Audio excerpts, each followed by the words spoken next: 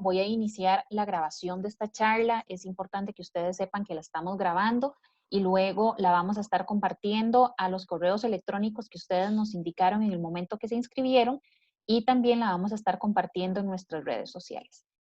Siendo así, vamos a dar inicio nuevamente. Le doy la bienvenida a don Sebastián. Muchísimas gracias, don Sebastián, por su tiempo y por el aporte en esta charla. Y ahora sí le cedo la palabra. No, gracias a ustedes, Tatiana, y gracias a todos los participantes. Un gusto poder hablar un poquito de este tema, bueno, de ambos temas tan relevantes en la actualidad. Les voy a compartir la presentación. Primero presentarme brevemente, ya Tatiana es una introducción.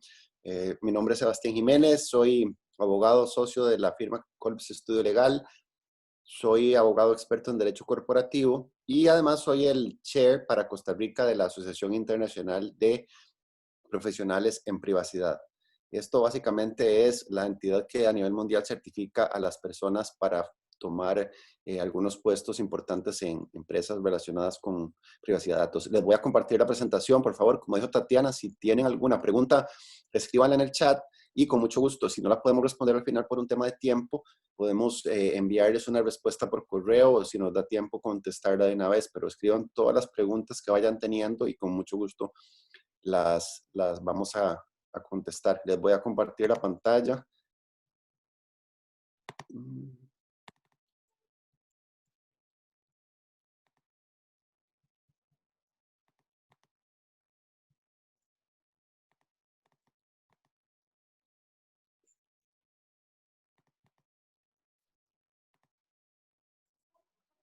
Tatiana, ahí está bien, ¿todos están viendo la pantalla?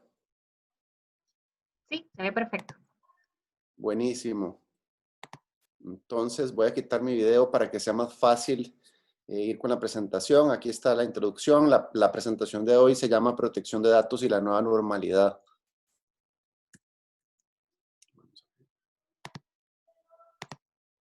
Okay. Brevemente, el contenido de la presentación es una pequeña introducción. Hablaremos de los modelos regulatorios que existen a nivel mundial en Estados Unidos, Europa, China y América Latina. También haremos un repaso muy breve sobre la legislación costarricense, la clasificación de los datos personales, los derechos de las personas y las obligaciones de las empresas. Y finalmente hablaremos sobre la nueva normalidad y los conflictos que existen con el tema de privacidad de datos. Al final habrá una sesión breve de preguntas y respuestas si nos da chance. Muy importante para que todos nos ubiquemos dentro del marco conceptual de esta charla es hablar un poquito sobre el tema de privacidad. ¿Qué es la privacidad? Bueno, aquí les cuento un poco que la privacidad tiene cuatro, digamos, aspectos esenciales o 4 áreas en las que podemos hablar de privacidad. Ustedes ven el dibujo que está al lado. Uno, los dos primeros conceptos, el de privacidad territorial y privacidad corporal, son los conceptos más tradicionales de del sentir de privacidad anterior que existía, que era privacidad de lo que está dentro de nuestra casa, privacidad es el espacio en mi sala mientras yo estoy viendo tele y que nadie me está viendo, o privacidad es todo lo que no se me acerque, que no me toque, no me gusta que me toque nadie sin mi autorización, no me gusta que nadie me hable, ¿verdad? No me gusta que nadie me vigile, no me gusta que nadie me ponga inyecciones porque siento que es una invasión a mi cuerpo. Esos son conceptos, digamos, los conceptos iniciales de lo que conocemos actualmente como privacidad de datos, más allá de lo que ha evolucionado el concepto al día de hoy, que es un poco más un concepto de vigilancia, un poco más un concepto de lo que se conoce como el Big Brother de Orson Welles, ¿verdad?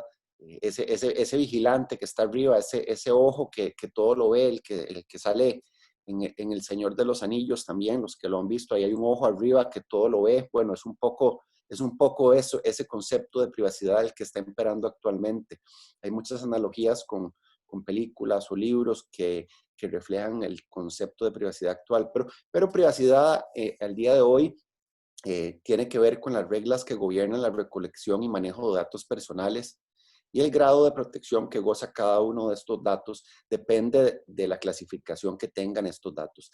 no solamente es información que me pertenece, como mi nombre, mi número de cédula, mi dirección, mis afinidades, mis gustos, mi comportamiento, sino que también existe la privacidad de las comunicaciones, que tiene que ver con los correos electrónicos que mandamos, con las conversaciones de teléfono que tenemos y con cualquier comunicación oral o escrita que hagamos. Entonces, estos conceptos de privacidad son los conceptos a los cuales se ha expandido actualmente el concepto. Recordemos que en la Declaración de los Derechos Humanos y en la Declaración y en la Constitución Política viene protegido el derecho a la privacidad, considerándose como una extensión del derecho de la propiedad dentro de lo que me pertenece, de lo que tiene que respetarse a mí como persona. Es un derecho fundamental en Costa Rica, la privacidad.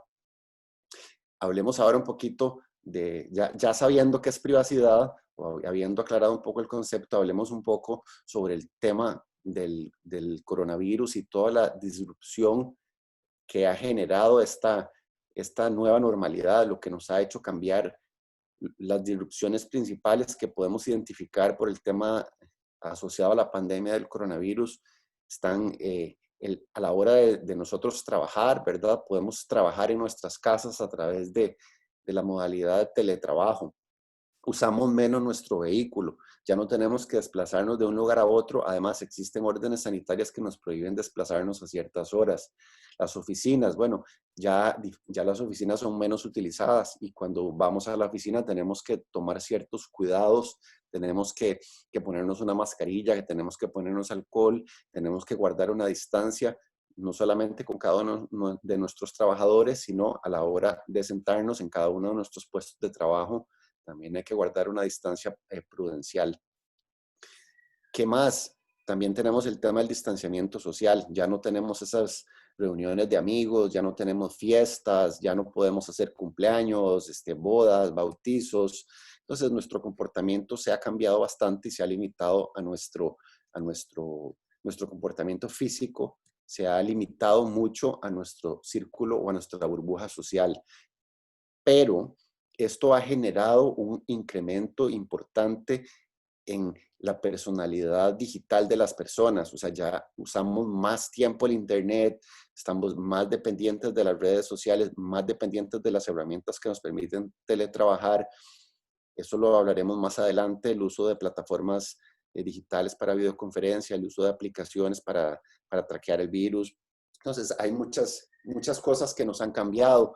Bueno, hablemos un poco también del cierre de fronteras. El cierre de fronteras ha generado una disrupción súper importante en cada uno de los países que dependían del turismo como el nuestro. No solamente para el turismo, sino para el comercio.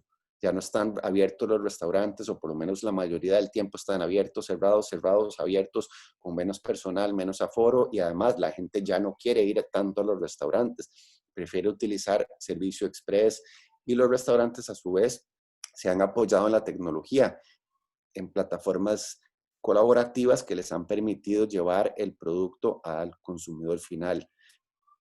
Ya no hay vuelos, entonces tenemos todos los aviones del mundo casi parqueados, ¿verdad? Estancados. Entonces, estos aviones no están generando absolutamente nada.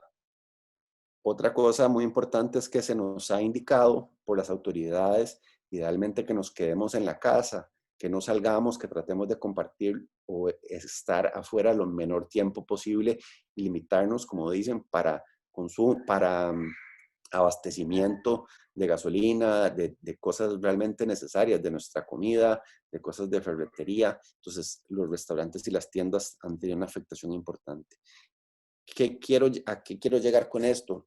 Muy importante es hablar de la tecnología, ¿verdad? Todos estos cambios, vamos a hablar solo de estos cambios porque creo que no vale la pena hablar de cosas negativas en la presentación, sino que cambios positivos en los cuales la tecnología nos ha ayudado a apoyarnos y poder continuar nuestra vida normal. Entonces, es importantísimo conceptualizar que en la era en la que estamos, en la revolución tecnológica que estamos actualmente, que nos permite trabajar desde la casa, que tenemos el 5G, que tenemos el 4G, que tenemos el streaming de películas, que tenemos las plataformas colaborativas para viajar y para comer. Eso nos ha permitido o le está permitiendo al ser humano evolucionado sobrevivir a esta pandemia. En otras circunstancias, no nos hubiera sido posible. Por ejemplo, esto hubiera pasado hace 40, 50, 60 años, difícilmente la economía se hubiera podido mantener, las personas no hubieran podido trabajar desde la casa, no hubieran podido comer, no hubieran podido hacer casi nada. Entonces, dichosamente, estas cosas, estos avances tecnológicos nos han permitido actualmente sobrevivir a esto y mantener un nivel de vida y un nivel en la economía, digamos, que no está en cero, sino que todavía está caminando. Entonces, esta dependencia tecnológica, toda esta información que está atravesando en redes sociales, en plataformas colaborativas, en la lista de clientes de un pequeño empresario que decidió abrir una página web para vender mascarillas, en cualquiera de ustedes, en los industriales, por ejemplo, que han tenido o probablemente van a aumentar el uso de la robótica para muchas de las tareas que se realizan actualmente. A la hora de las entregas, el tema de logística también ha sido muy importante. Un tema también que vale la pena indicar es el tema de la educación virtual. ¿Quién se hubiera podido imaginar que estarían eh, no solamente llevando cursos online, que antes era como algo on the side, algo que estaba como en el lado y que la gente al final decidía si lo hacía o no? Siempre uno buscaba lo presencial. Ahora no hay presencial casi en ninguna parte, sino que en ninguna. Todo se está realizando de manera virtual. Otro punto súper importante relacionado con la pandemia y la privacidad de datos es el research and development que están haciendo todas estas empresas farmacéuticas a la velocidad del rayo, como dirían, para buscar la vacuna. A lo que he estado leyendo últimamente, creo que la vacuna de Oxford y AstraZeneca es la que va liderando la carrera. Creo que la de Pfizer y la de Moderna están de segundo, pero al final del día tenemos 25, creo, competidores o 25 empresas farmacéuticas buscando la forma de llegar más rápido a esta vacuna. Y en esto estoy segurísimo que no, es imposible que haya un solo ganador. O sea, ninguna de esas empresas farmacéuticas pretende ser la única con el virus, con la vacuna para el virus, porque ninguna de ellas tiene capacidad para generar 7 billones de vacunas. O sea, tenemos que pensar en inocular a toda la población mundial, o sea, 7 billones de personas.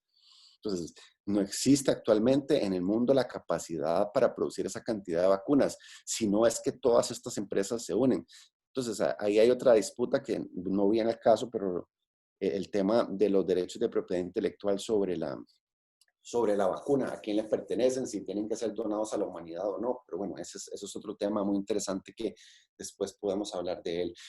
Otro tema muy importante que ha venido con la pandemia es el e-commerce, que ya lo mencioné anteriormente. El crecimiento del comercio digital ha sido enorme. Ciertamente la gente está cuidando su bolsillo y no está gastando tanta plata en cosas, digamos, banales o de placer o que como antes lo estaba haciendo. Ahora creo que se limitan mucho, como veremos más adelante, a compras de necesidades básicas.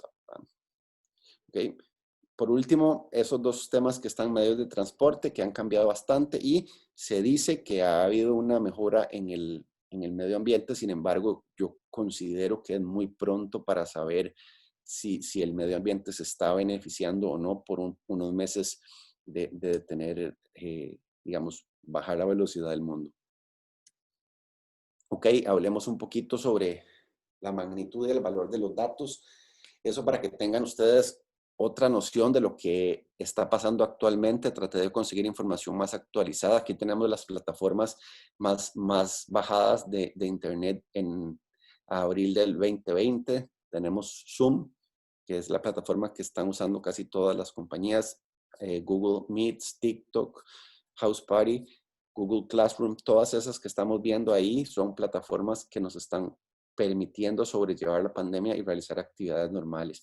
¿Quiénes son los que se están beneficiando con todas estos manejo de datos, de información en las redes? Bueno, vemos ahí las compañías más valiosas al día de hoy: Amazon, Google, Apple, Microsoft, Samsung, ustedes, Facebook, Walmart, Huawei. Todas estas empresas son empresas de tecnología que ciertamente manejan datos personales, bases de datos, y le generan modelos de mercadeo, de comercio a través del uso de esos datos personales, como veremos un poco más adelante.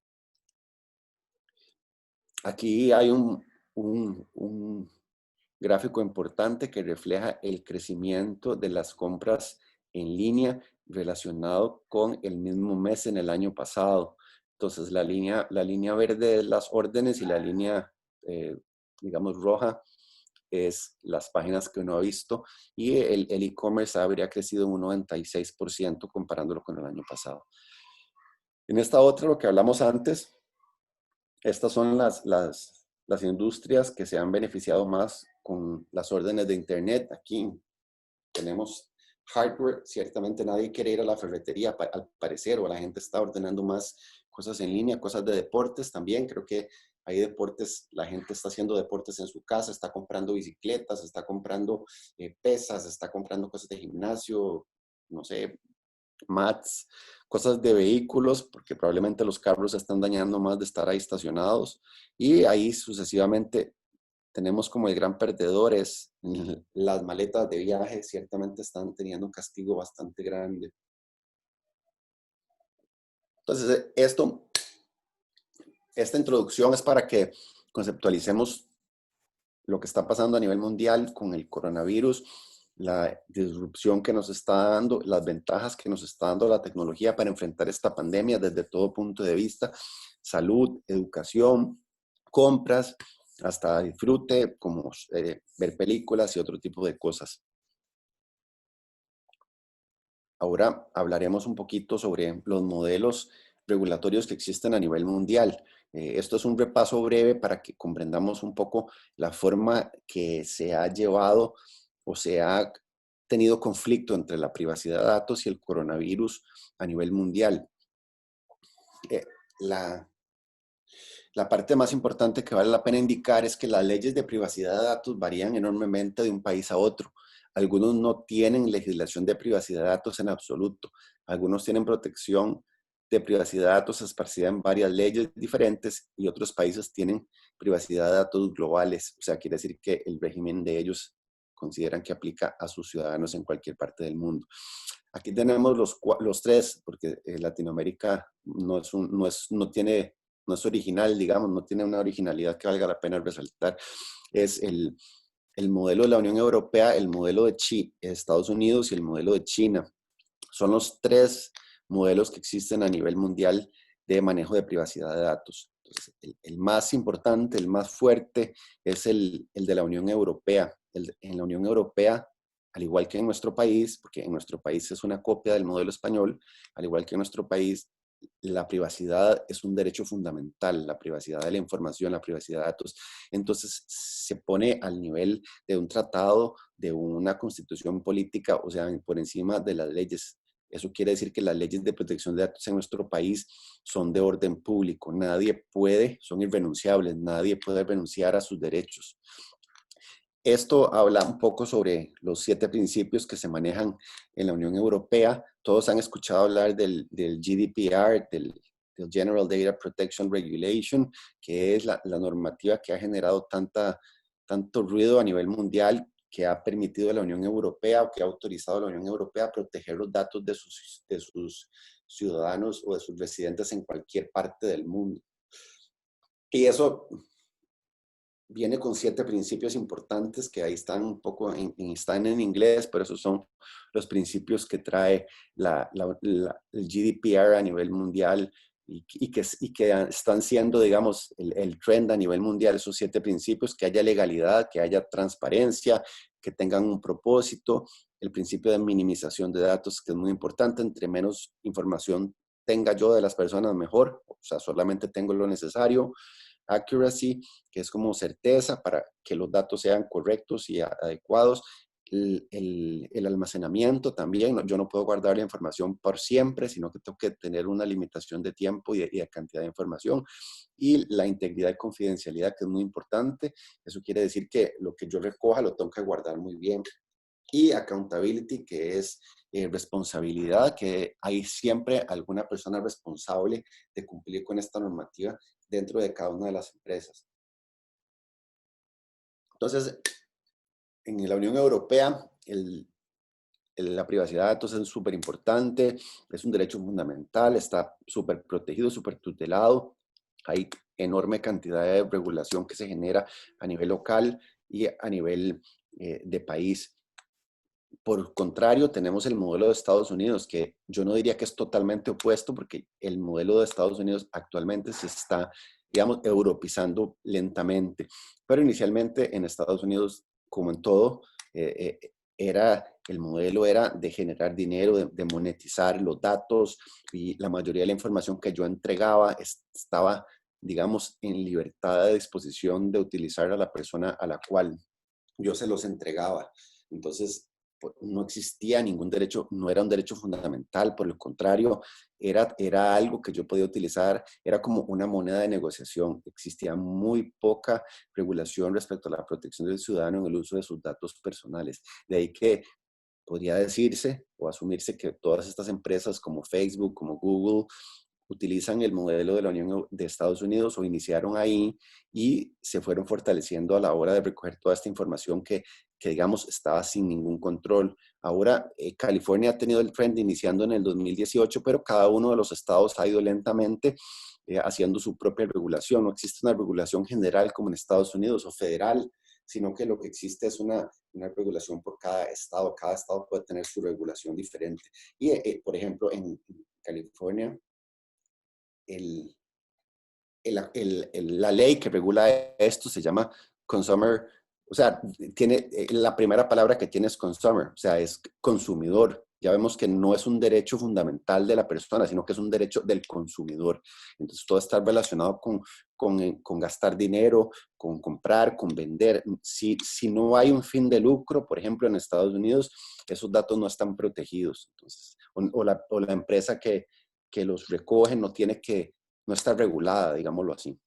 Bueno, ciertamente sí, lo puse ahí como referencia, el escudo de privacidad que existía hasta hace poco entre Estados Unidos y la Unión Europea, que permitía la transmisión de datos de la Unión Europea hacia Estados Unidos. Y ese escudo, pues, fue declarado, digamos, que no era válido por la Corte, la Corte de Justicia de la Unión Europea. Sin embargo, la transmisión de datos entre Estados Unidos y la Unión Europea se puede todavía realizar a partir de lo que se llama Standard Clauses, que es así se mantiene. Digamos, es un tema un poco más enredado, pero existían dos formas de que las empresas norteamericanas utilizaran datos de la Unión Europea. Uno de ellos era este Privacy Shield, que era un tipo de certificación voluntaria que las empresas iban y voluntariamente decían, sí, yo me someto a esta regulación, yo voy a estudiar, me voy a preparar, voy a proteger los datos de todas estas personas, y si cometo alguna infracción voluntariamente acepto esta y esta jurisdicción y estas penalidades. Ahora, como eso ya fue declarado que no es válido, se hace a nivel contractual. Entonces, cada una de las empresas que mueva datos entre Estados Unidos y la Unión Europea a nivel contractual tiene que incluir una serie de cláusulas que, digamos, es un contrato aparte bastante complicado, digamos, porque cuando se procesan datos a ese nivel, sí es un poco más enredado, no es tan sencillo como decir voy a proteger los derechos de los ciudadanos de la Unión Europea, sino que se extiende un poco más. Entonces, si vemos, estos dos sistemas entran un poco en conflicto y están tratando de entrar en armonización a través de estas figuras como el escudo de privacidad que se cayó, se mantiene con el Standard Clause, pero existe otro sistema que es un sistema mucho más, digamos, sofisticado desde el punto de vista del control que tiene sobre las personas, que es el sistema que está en China. Todos han escuchado que en China, un video que hay ahí en internet que dice que en China nosotros tenemos WhatsApp, en China tienen WeChat, nosotros tenemos PayPal, ellos tienen WePay, y así sucesivamente, pues todas estas cosas que tienen en China son del gobierno. Entonces el gobierno las utiliza como mecanismos de control. Entonces, en China, los datos personales de las personas son del gobierno, le pertenecen al gobierno porque están para un bien mayor, o sea, están para el bienestar de todos, es para el bien superior. Entonces es muy fácil para el gobierno chino tener control de cada una de las personas cuando usar el celular y tener la geolocalización encendida es obligatorio.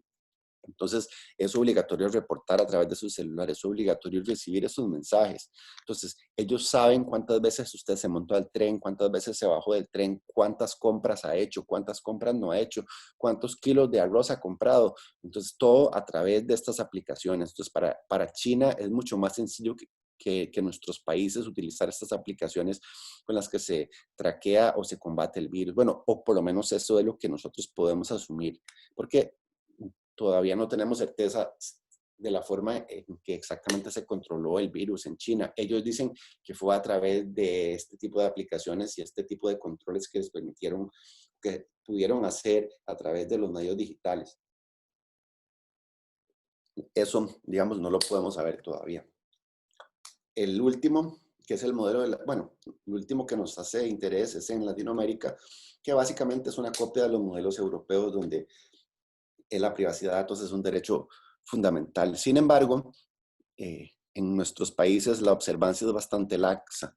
O sea que, digamos que a las autoridades no les importa mucho. Ellos actúan, podrían actuar de oficio, pero actúan siempre a solicitud de parte. Siempre que alguien va y pone una denuncia, las denuncias que se ponen y las cosas que se resuelven, digamos que son bastante básicas, relacionadas con un vecino que le tomó una foto al carro de la vecina que estaba mal parqueado y lo obligaron a bajarlo la foto porque no le pertenecía la información de ese vehículo, y hay cosas así, detalles muy pequeños. Sin embargo, la Agencia de Protección de Datos ha estado un poco dormida, ha estado bastante dormida, yo diría, no un poco, porque ha tenido casos en los que ha podido actuar, como por ejemplo el caso de la UPAD, pero no, sin entrar a polemizar esto, se mantuvo al margen como si fuera un asesor del gobierno. Entonces, aquí lo que la gente tiene que entender es que las agencias de protección de datos son las agencias de protección de datos, es como la Defensoría de los Habitantes. Entonces, eso es para defender a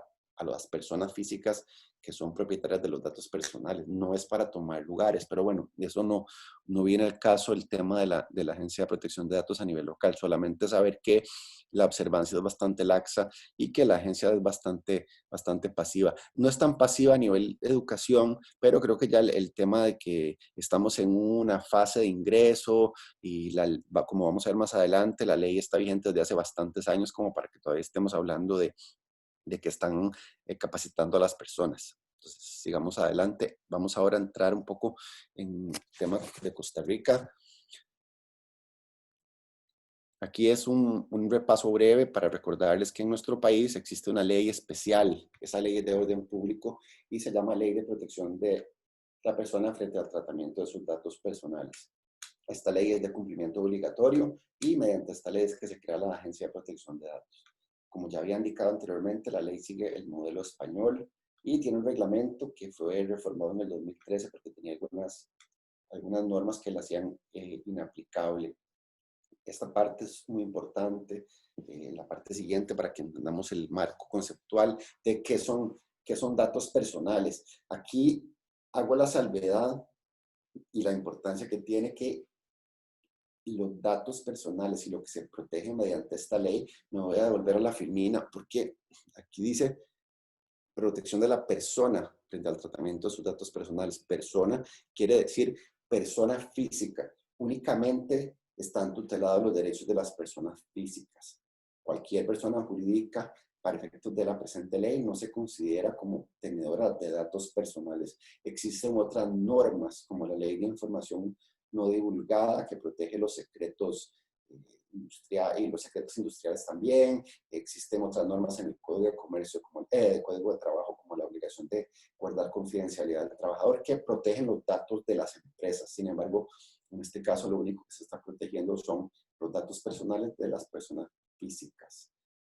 ¿Qué son datos personales? Bueno, datos personales es un concepto que ha ido evolucionando con el tiempo, desde lo más básico, el nombre, el número de teléfono, la foto, un video, hasta temas como mi expediente médico, mi geolocalización, ¿verdad? ¿Dónde estoy yo en la mañana, en la tarde, en la noche? Por ejemplo, usar la aplicación de Waze. Waze puede saber a dónde estoy, a qué horas me levanté, a qué horas salí de mi casa, a qué horas llegué al trabajo, a qué horas me fui a dar una vuelta al mediodía, a qué horas regresé a la casa o si a dónde pasé. Entonces, esta información es súper importante, los datos biométricos, los datos que se toman por los teléfonos ahorita también, pero por los relojes, el pulso, las palpitaciones del corazón, la cantidad de kilómetros o metros que caminé, la cantidad de gradas que subí, toda esta información tiene mucha importancia para las empresas que nos venden cosas, ¿verdad? O sea, que saben a dónde estamos, que les interesa saber cuánto se mueve una persona para ofrecerle sus productos, sus datos biométricos, por ejemplo. Uno podría decir, ¿a quién le interesa saber cuántas palpitaciones tiene uno? Bueno, ellos podrían saber cuántas personas tienen presión alta en nuestro país o cuántas personas tenedoras de estos relojes o estos aparatos tienen presión alta, cuántos hacen ejercicios. Entonces, a su misma vez, estos aparatos están conectados a sus computadoras, a sus teléfonos celulares y muy fácilmente ellos podrían ofrecernos productos sin que nosotros nos demos cuenta a través de estas otras aplicaciones. Estos anuncios que nos aparecen al lado de nuestro Facebook o de nuestras redes sociales, que se nos abren cada vez que abrimos alguna página, ciertamente uno dice, están exactamente o específicamente targeteados hacia uno. Muchas veces pasa con el tema de geolocalización que alguien que estuvo cerca de uno compró un producto y uno piensa, qué bonito eso, ¿verdad? Qué bonito eso que tiene esa persona. Y uno llega a la casa y ve la computadora y le sale ese producto. Y uno dice, es como si me hubieran leído la mente. Bueno, muchas veces lo que pasa es que como uno tiene un teléfono inteligente y la otra persona también, por el tema de geolocalización, a la hora de estar las dos personas a esa cercanía, es muy fácil para las computadoras que manejan Big Data analizar esta información y decir, bueno, esta persona tiene este producto nuevo, tienen perfiles similares, han comprado cosas similares, entonces automáticamente nos ofrecen ese producto. No es como que a veces uno cree que nos leen la mente, pero ese es el punto que se ha llegado con esta evolución. Entonces, ¿a quiénes protege? Vimos que protege a cualquier persona física, independientemente de su nacionalidad, residencia, domicilio, incluye en este caso, volvemos al tema del derecho fundamental. Esto obliga no solo a las personas privadas, sino también al gobierno, ¿verdad? Esta ley es de aplicación obligatoria para cualquier sujeto de derecho privado y de derecho público. Entonces, no quiere decir que el gobierno pueda hacer lo que le dé la gana con nuestros datos personales. Obviamente hay unas excepciones que veremos más adelante. Los datos anonimizados, que es imposible identificar a la persona. Esta parte pasémosla. Okay. Bueno, esto base de datos quiere decir, voy a ir un poquito más rápido para entrar a la parte del coronavirus. Bases de datos, lo pasamos, clasificación de los datos personales. Ok, bueno, los datos de acceso irrestricto son los datos públicos que encontramos en cualquier base de datos en Internet con mucha facilidad. Los datos de uso restringido son esos mismos que encontramos, a excepción de algunos como la fotografía y la dirección, que esos se mantienen, digamos, con cierto uso restringido. Ahora, los datos sensibles, que son los que más nos preocupan, que son los que nadie conoce si no se los hemos revelado. Bueno, nuestras opiniones políticas, convicciones religiosas o espirituales, condición socioeconómica, información biomédica, genética y orientación sexual. Y por último, los datos del comportamiento crediticio. Esta me la voy a pasar. Ok, ¿cuáles son mis derechos como persona física? Lo voy a pasar rápidamente, pero el concepto de mis derechos tiene que ver con el principio de autodeterminación informativa, que es que yo como persona tengo que controlar el flujo de información que concierne a cada uno de nosotros, derivado del derecho de la privacidad. Eso quiere decir que yo tengo derecho a controlar que no se me pongan esos anuncios, que no me ofrezcan cosas, que no me manden correos, que así como tengo derecho a controlar que no me toquen, que no me molesten, tengo derecho a que no me envíen correos, a que no me tomen mis datos sin mi autorización, a que estas grandes empresas no abusen, tomen toda la información de mis fotografías y de mis gustos y todas mis cosas. Entonces, este es el principio fundamental. Hay otros principios que están acá, como los derechos que se conocen como derechos ARCO, que es acceso, rectificación, cancelación, oposición, el derecho de conservación y el derecho al olvido.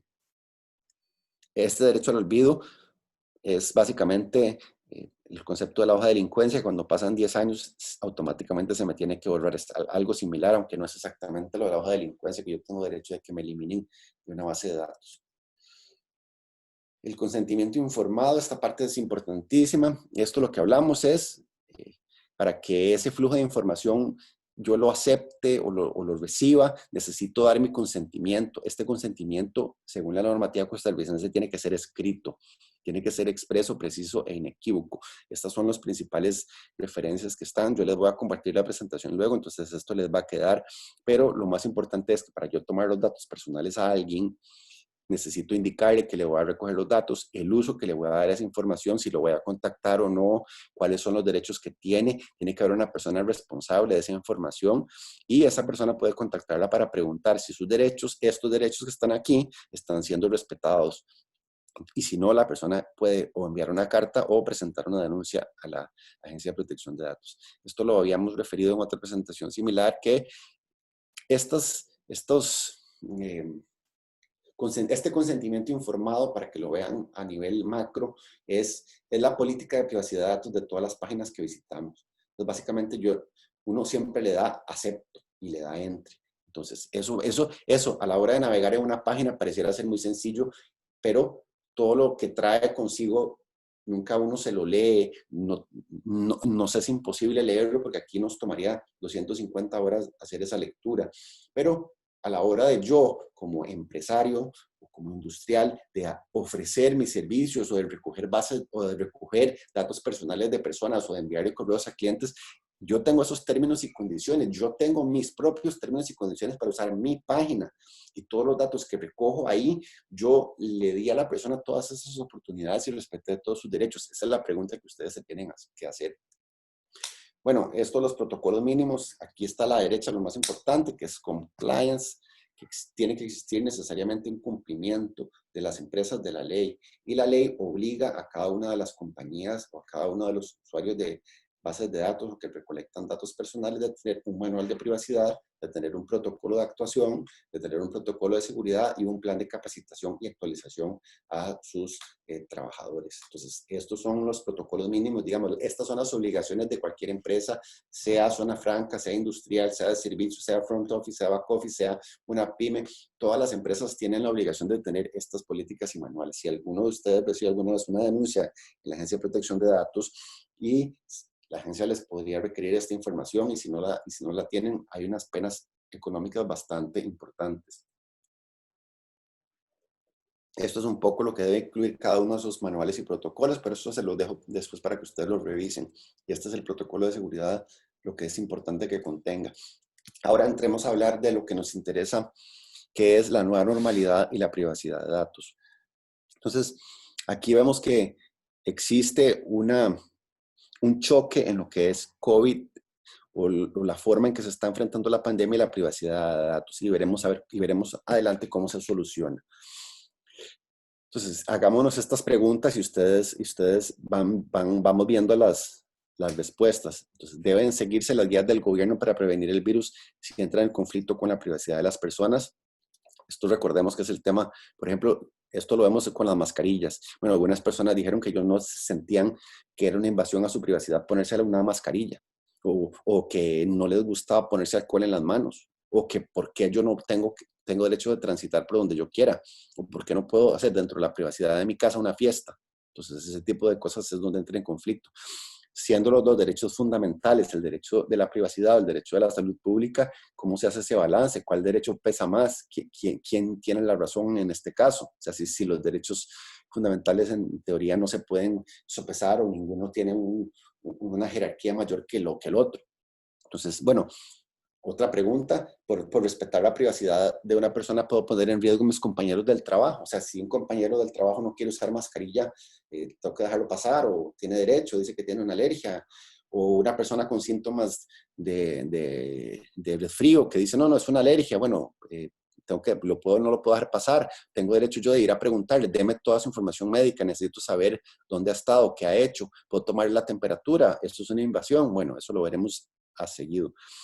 Entonces, se requiere el consentimiento de la persona para seguir los protocolos sanitarios emitidos por el gobierno y propios de la empresa. O sea, necesito yo pedirle permiso a la persona para tomar la temperatura. Ok, esto ahorita lo vamos a ver. Y por último, se maneja adecuadamente la información recolectada en temas de COVID. Se sigue un protocolo de resguardo de la información, quién la recoge, quién la resguarda, quién la utiliza. Por ejemplo, hay un caso de COVID en el edificio donde ustedes viven o donde ustedes trabajan.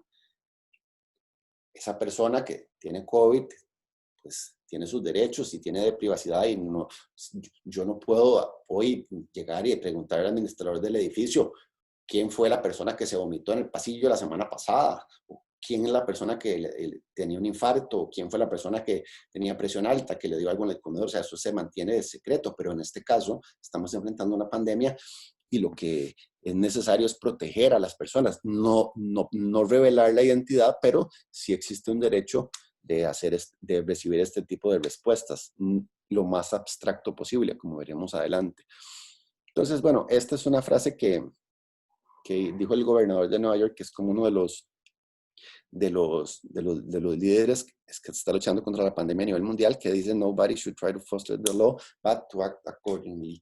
O sea, no hay que tratar de incumplir con los derechos de privacidad de las personas, no hay que respetarlos, pero también tenemos que estar de acuerdo con la situación que estamos viviendo actualmente y el combate de la pandemia.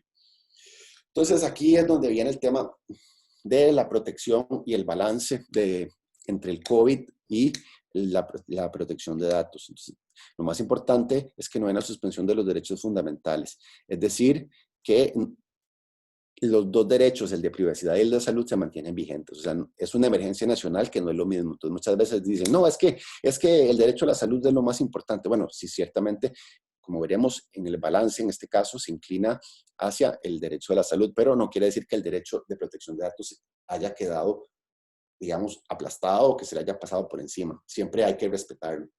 Entonces, ciertamente se deben respetar las medidas sanitarias para cuidar de la salud. Las empresas y el gobierno están efectivamente o deberían respetar esa normativa. Entonces, lo que es importante mencionar acá en este balance es que nuestra legislación actualmente prevé una situación así y digamos que presenta una norma en la ley y una norma en el reglamento que nos permiten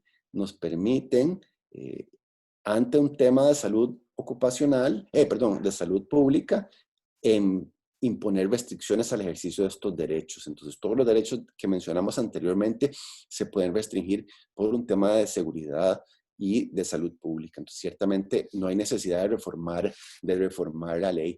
Sin embargo, aquí otro comercial para la PRODAP. Casi todas las agencias de protección de datos a nivel mundial han emitido una serie de lineamientos para empresas, para personas, para la atención del COVID, para el respeto de los derechos y que los que están haciendo e-commerce, las plataformas, no se den abusos de este tipo de empresas. Se emiten unos lineamientos, pero en nuestro caso la Agencia de Protección de Datos no emitió ningún lineamiento. Aunque sea muy básico, los lineamientos tienen que ser de una página.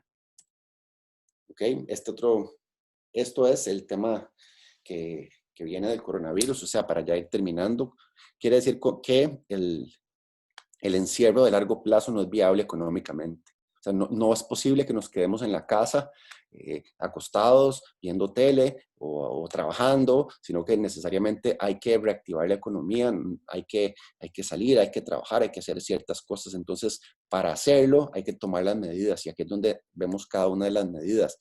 Esta es la nueva normalidad y el regreso al trabajo. Esto lo vamos a enfocar solamente desde el punto de vista de protección de datos y veremos el tema de la toma de temperatura, la información de salud y viajes y la información social, las videoconferencias, las aplicaciones de trazabilidad y traqueo del el virus y la cibercriminalidad para finalizar.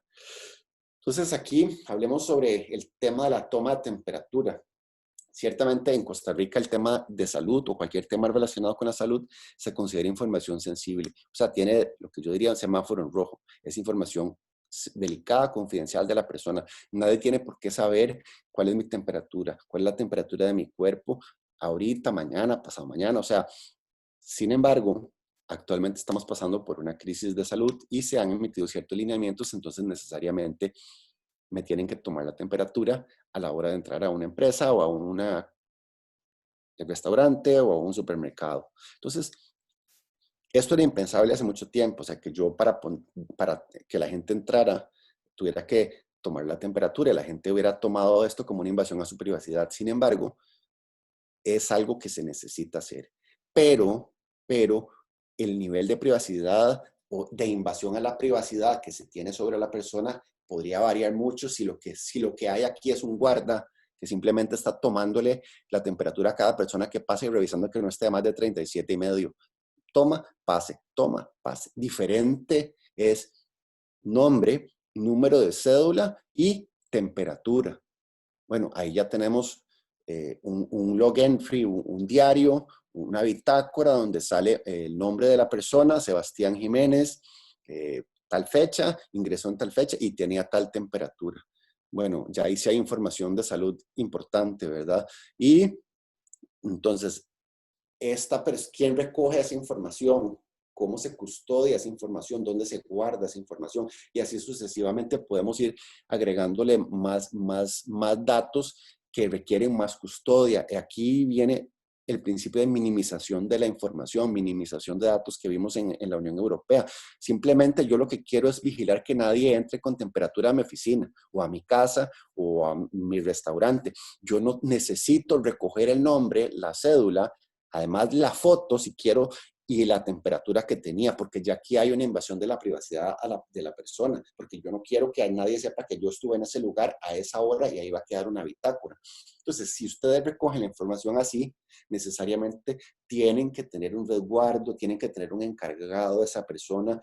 Entonces, lo más importante es saber que si el registro no es identificable a la persona, no hay problema. O sea, no hay ningún problema tomar la temperatura. Si yo tomo la temperatura con un escáner que me toma foto de la persona y todo, cada persona que entra, ahí hay información confidencial de cada uno de nosotros a la hora que yo ingresé, mi foto, mi temperatura. Entonces, esto es entre menos mejor. O sea, realmente yo no necesito saber el nombre, el teléfono para tomar la temperatura. Simplemente la tomo y lo dejo pasar. Entonces, es eso, el principio de minimización de la información. El otro tema, el tema de información de la salud de viajes y conducta.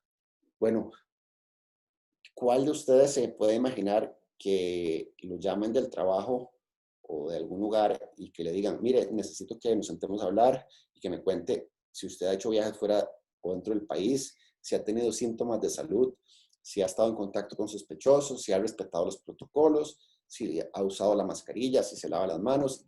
En algún momento yo diría, pero que esta gente está loca, ¿qué le importa que yo haya salido, que yo haya ido donde mis amigos, que yo me haya ido a la playa, me haya ido de fiestas? Esta información antes era impensable y era pensar como en small talk de pasillos con los amigos, que mira, fui afuera del país o fui a la playa, entonces me topé a tal otra y estaba tosiendo mucho. O sea, ahora ciertamente el empleador tiene todo el derecho de recolectar esta información, de hacer una entrevista a cada uno de sus trabajadores si lo considera necesario, de obligarlos a utilizar jabón y alcohol y hacerle todas estas preguntas. Aquí puse referencia del uso de la mascarilla y de la restricción vehicular, que se presentaron recursos de amparo respectivamente. O sea, personas que estaban en desacuerdo con el uso de la mascarilla y con la restricción vehicular acudieron a la sala constitucional sin éxito, pero sí acudieron porque consideraron violentados sus derechos. Entonces, muchas veces este tipo de información, ¿cuáles son los consejos en estos casos? Bueno, únicamente otra vez recolectar la información necesaria. ¿Okay? ¿Cuánto es el periodo de incubación del virus? Digamos que son 14 días o 21 días. Bueno, eso es lo que yo le puedo preguntar a la persona.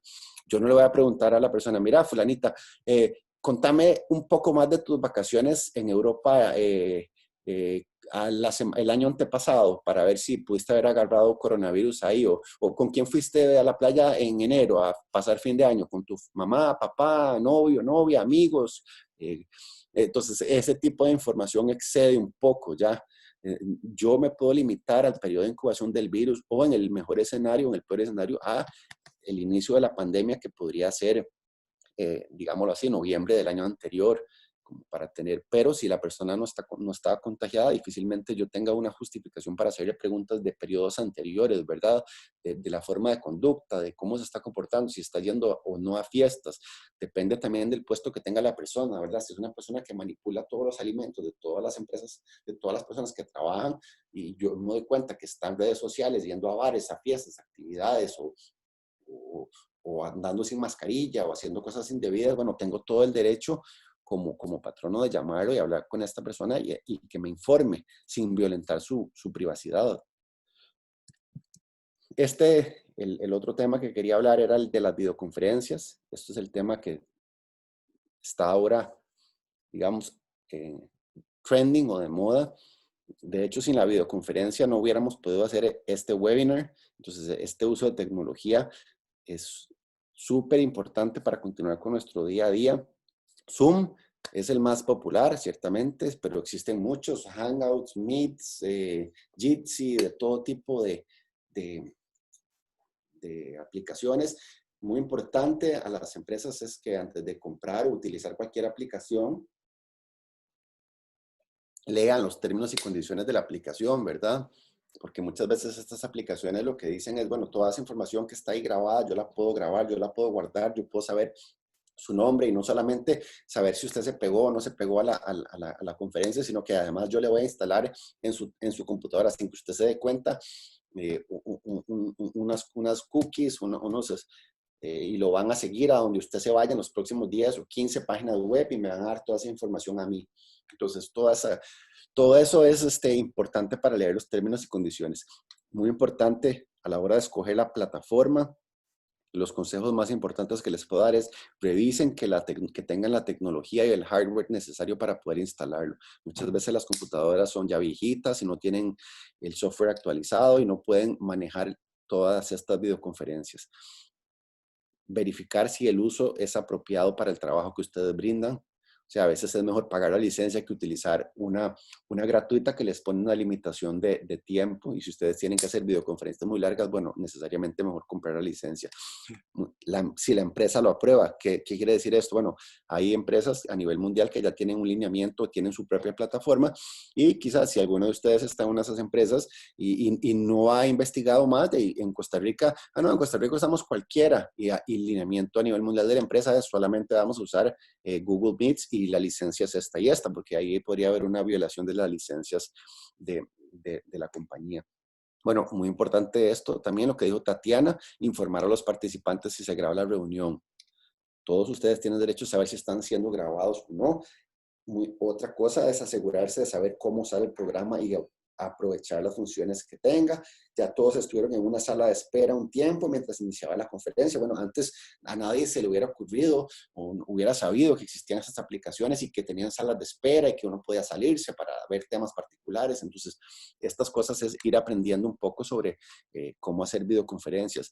Muy importante es asegurarse de informarle a todos qué es una conferencia abierta, quiénes pueden participar, o si es una reunión de trabajo, bueno, no tomar por sorpresa a nadie e invitar a una reunión de 2 personas y que después se metan 10 personas o que se meta, sino que hagámoslo informándole a la persona, en esta reunión están fulano, sultano y mengano, para que no haya, digamos, en un mismo usuario 3 personas escuchando atrás. O sea, ese tipo de cosas son las que hacen una violación inmediata a la privacidad de datos de la persona porque la persona no sabía que habían otras personas en la llamada.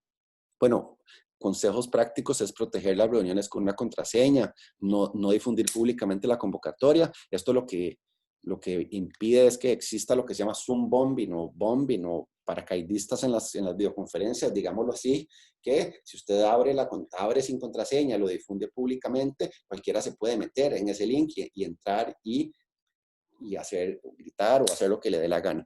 Bueno, otra cosa es controlar la transferencia de archivos y mantener el software actualizado.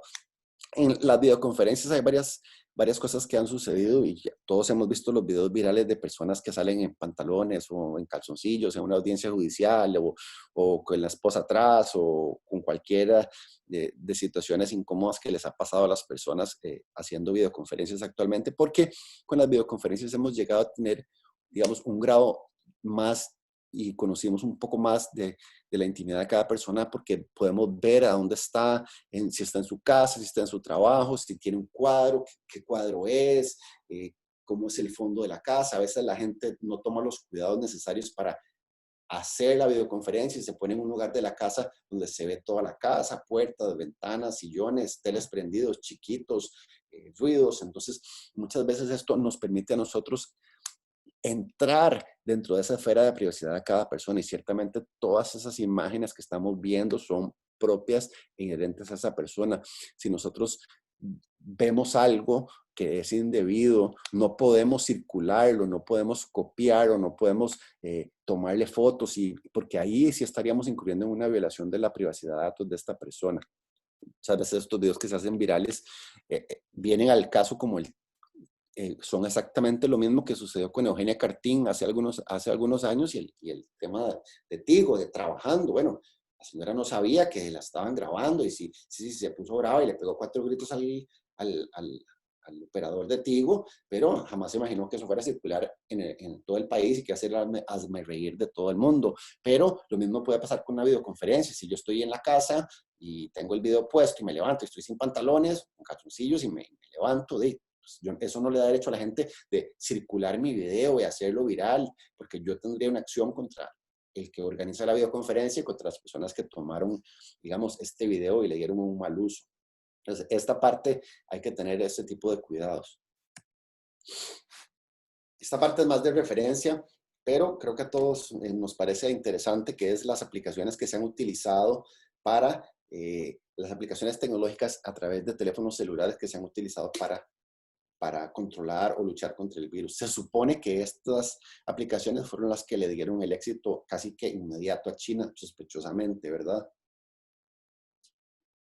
Porque les permitía muy fácilmente saber dónde estaba la persona, saber a quién se había acercado. Bueno, primero les voy a explicar los dos tipos de aplicaciones que hay.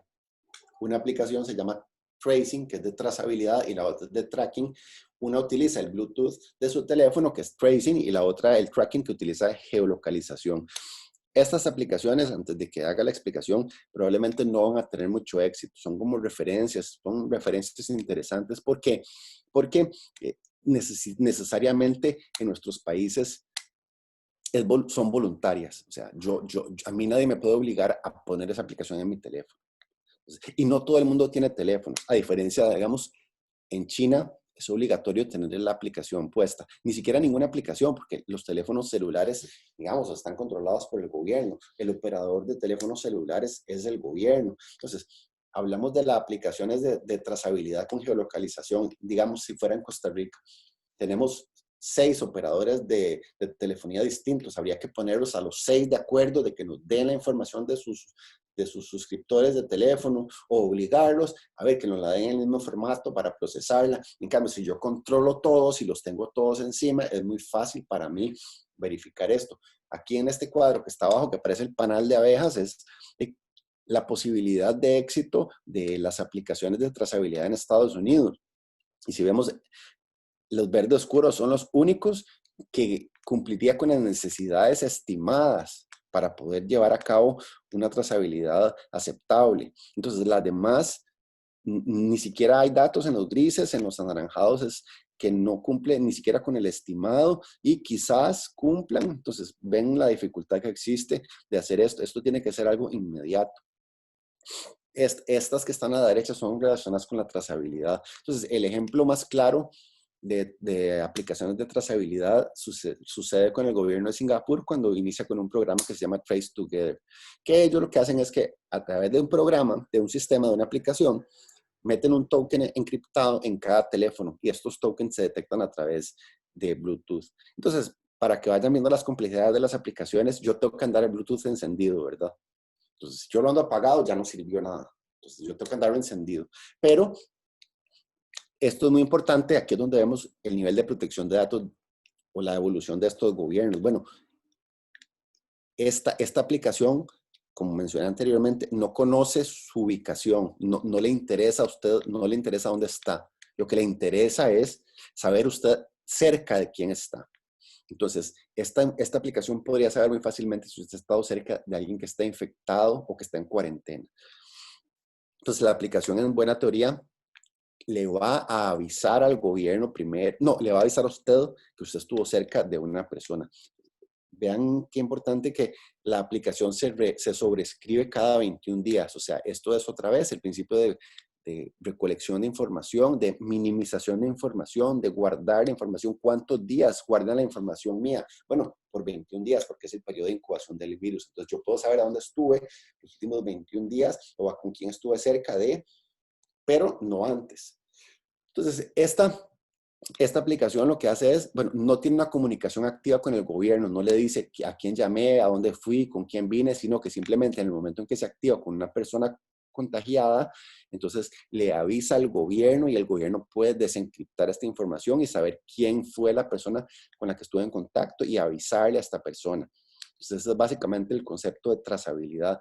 No tiene que ver dónde estoy o hacia dónde me muevo, sino si estoy cerca o no de otras personas que están con el teléfono encendido con Bluetooth y de casualidad que están enfermas. O sea, entonces hay mucho más complejidad porque todas las personas que están en teoría enfermas o en alerta, pues están en la casa. Sin embargo, ojo, la aplicación lo que hace es que nos dice si una persona con la que uno estuvo cerca está enferma ahorita. Entonces, si yo estuve con alguien hace 21 días y ahorita esa persona está enferma, me va a decir, hace 15 días usted estuvo cerca de una persona que está enferma ahorita. Entonces, es posible que usted esté enfermo. Entonces, no es que no sirven, sino que, bueno, la capacidad para medir con certeza la transmisibilidad es muy, muy difícil. Por otro lado, están las aplicaciones de tracking que utilizan la geolocalización. Eso es como decir un Waze del COVID. O sea, también es voluntaria. En nuestro país es voluntaria. Entonces, en China, obviamente, no, estas cosas no son voluntarias.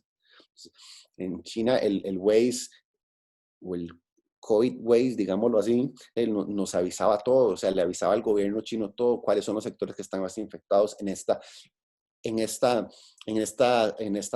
residencial hay presa, pero de gente con virus, o sea, estaba todo en rojo, entonces había que tener más cuidado. Ellos no sabían si usted había pasado por esa zona, sabía cuánto tiempo se había quedado, sabía con quién había hablado, sabía con quién, a quién se había acercado, si había parado, si había montado a alguien. O sea, todas estas, digamos, suposiciones que podemos hacer, que son los argumentos del gobierno chino para decir que ellos han logrado ganarle al virus a través de estas aplicaciones, en nuestros países son realmente imposibles por toda esta normativa de privacidad de datos que existe y también por la complejidad que existe a la hora de interconectar todos los operadores de teléfono y que todas las personas voluntariamente utilicen la aplicación.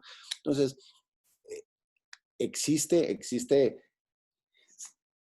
esas aplicaciones y digamos que son interesantes y tienen un uso práctico, pero a la misma vez los resultados que nos podrían dar son digamos, difíciles de cuantificar y creo que son una herramienta más que tenemos al alcance para luchar con el virus.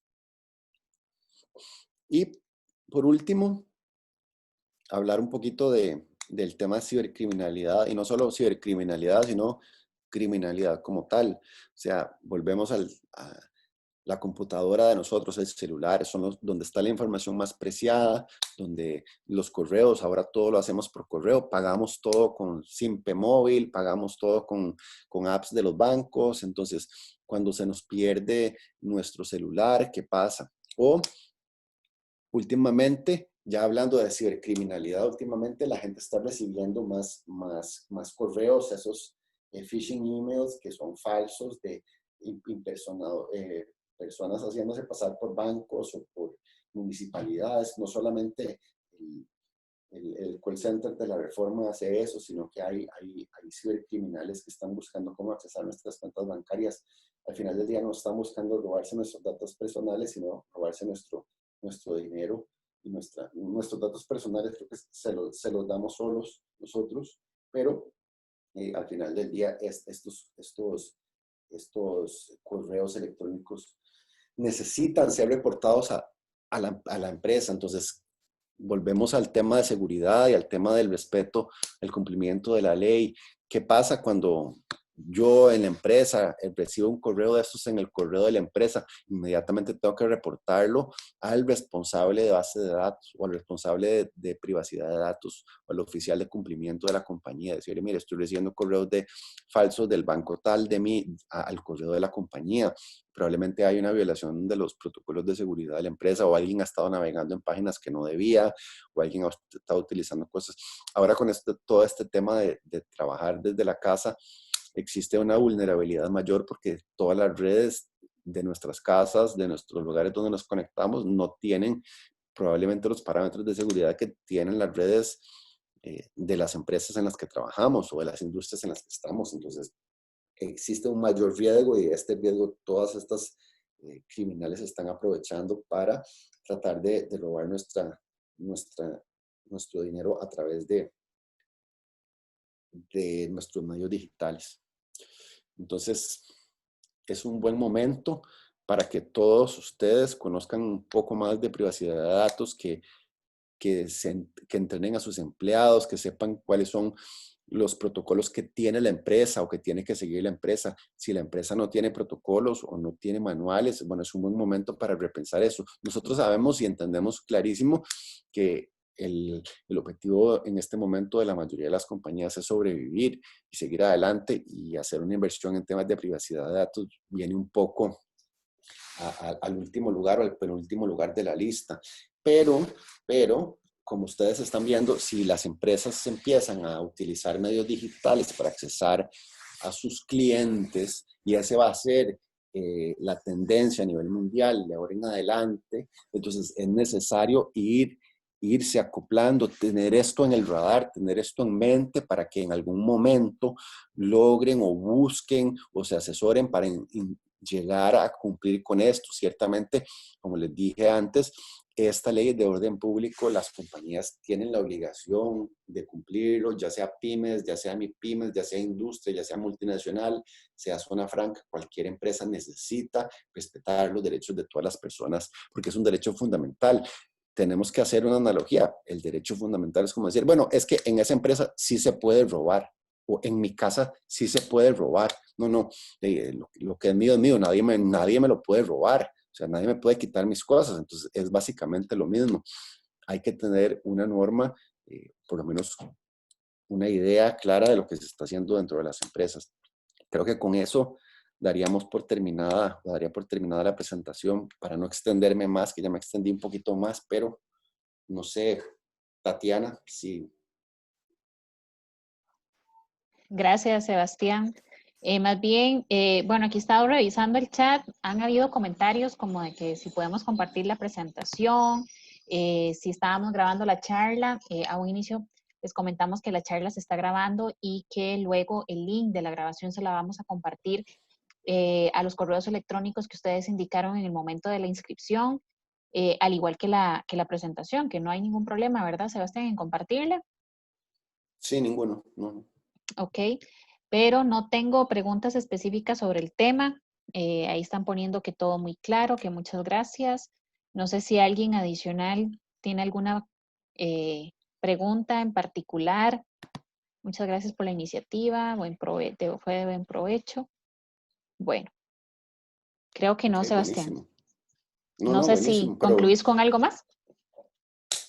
no, con mucho gusto les comparto la presentación. Ujú. Ahí vienen, si tuvieran alguna duda concreta, por favor, me pueden escribir sin ninguna pena, sin ningún costo. Nada más me escriben, me hacen la consulta. Y yo con mucho gusto les contesto. Si no les contesto inmediatamente, me dan un tiempito para, para prepararles una respuesta, pero si quieren me pueden escribir al correo electrónico que va a ir ahí adjunto en la presentación, y yo feliz de contestarles cualquier duda o adicional que les haya quedado sobre algún punto en particular, o si algún otro punto o alguna sugerencia o recomendación también, bienvenida. Sería excelente para ir haciendo esta presentación más redonda o más completa, digámoslo así. Y Ujú. muchas gracias Tatiana, y a la Cámara de Industrias, como siempre, por la excelente iniciativa y por la oportunidad de hablar sobre el tema en una situación, digamos, tan complicada como la que estamos viviendo actualmente.